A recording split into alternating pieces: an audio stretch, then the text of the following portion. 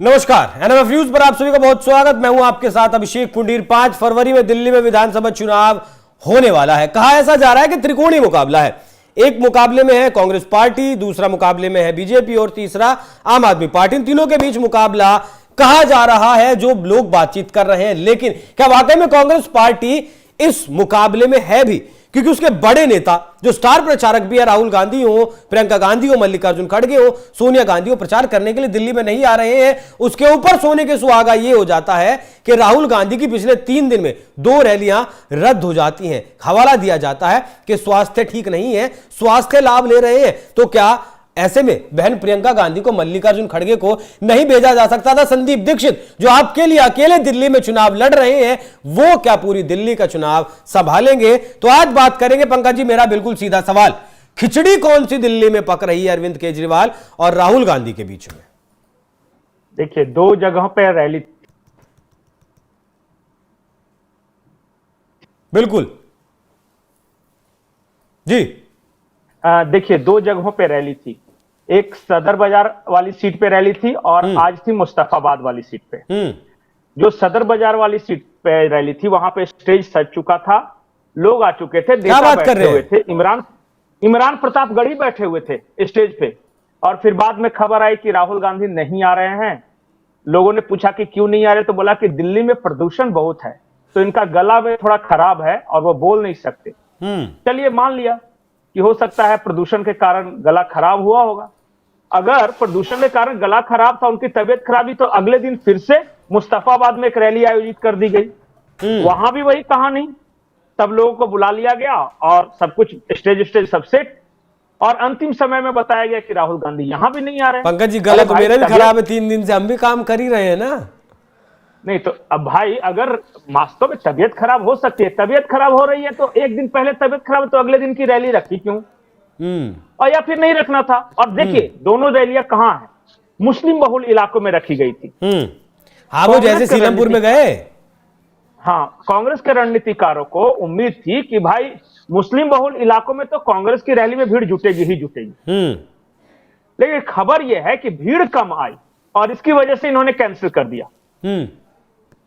अच्छा, जो अब कांग्रेस की ओर से क्या कहा जा रहा है कि राहुल गांधी बीमार हैं, डॉक्टरों ने उन्हें आराम करने के लिए कहा है। तो प्रियंका गांधी तो स्वस्थ है ना, वो आ जाए। खड़गे जी को क्या हुआ, वो भी बीमार है? या पूरा का पूरा आला कमान बीमार है? बेचारा दिल्ली में प्रचार करने कोई क्यों नहीं आ रहा? रहते सब दिल्ली में है, सबसे बड़ी बात तो ये है। और सुनिए, कर्नाटक में जाके रैली को संबोधित कराई प्रियंका गांधी। राहुल गांधी बिहार में जाके बीपीएससी छात्रों के साथ बैठ के चले आए। और जहां जिस दिल्ली में रह रहे हैं वहीं पे प्रचार करने के लिए समय नहीं निकाल पा रहे हैं। इसी में लिए मैंने आपसे सीधा सवाल पूछा कि खिचड़ी क्या पक रही है?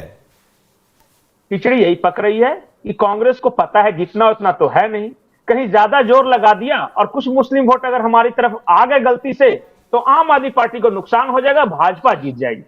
तो हम तो पता ही है कि हमारा चुनाव परिणाम तो चुनाव के पहले ही तय है और पिछले 2 विधानसभा चुनाव से तय है।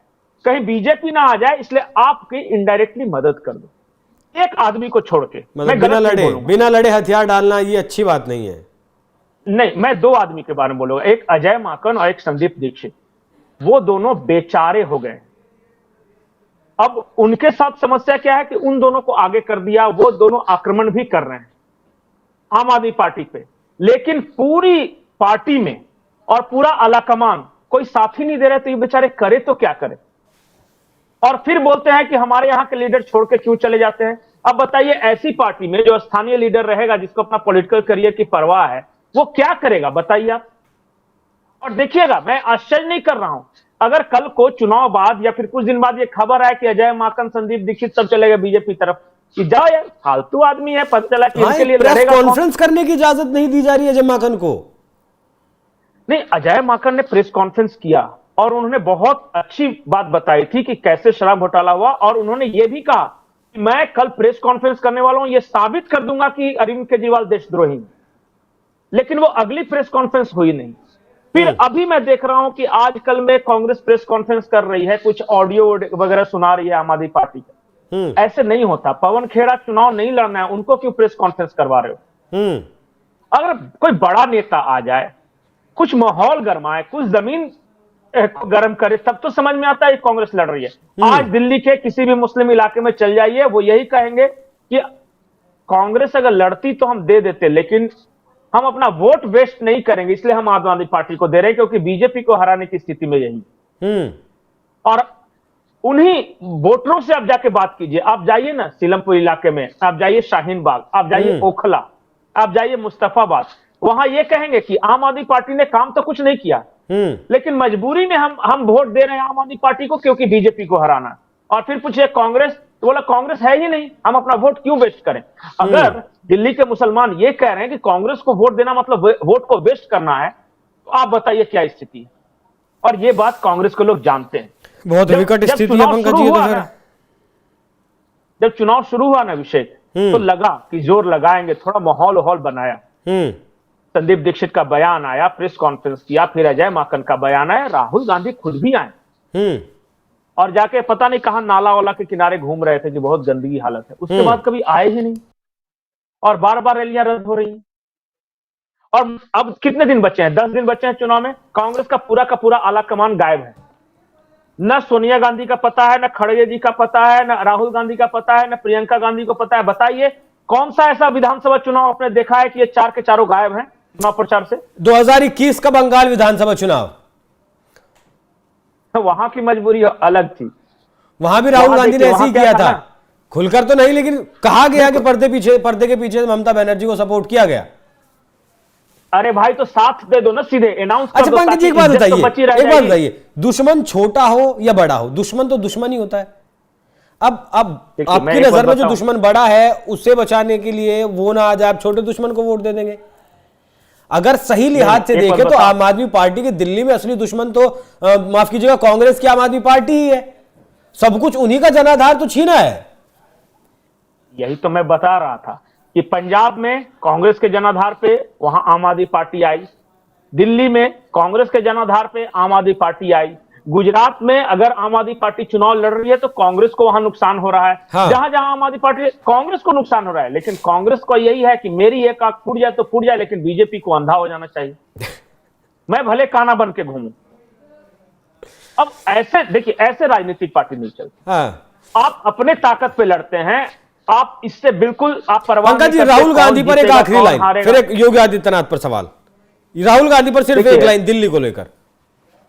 राहुल गांधी के बारे में सिर्फ एक ही बात कहूंगा कि राहुल गांधी जिस तरह की राजनीति मैंने 20 साल में ऑब्जर्व की है उनकी, वो क्रोध, नफरत, घृणा, ये सब पाल के बैठे हुए हैं।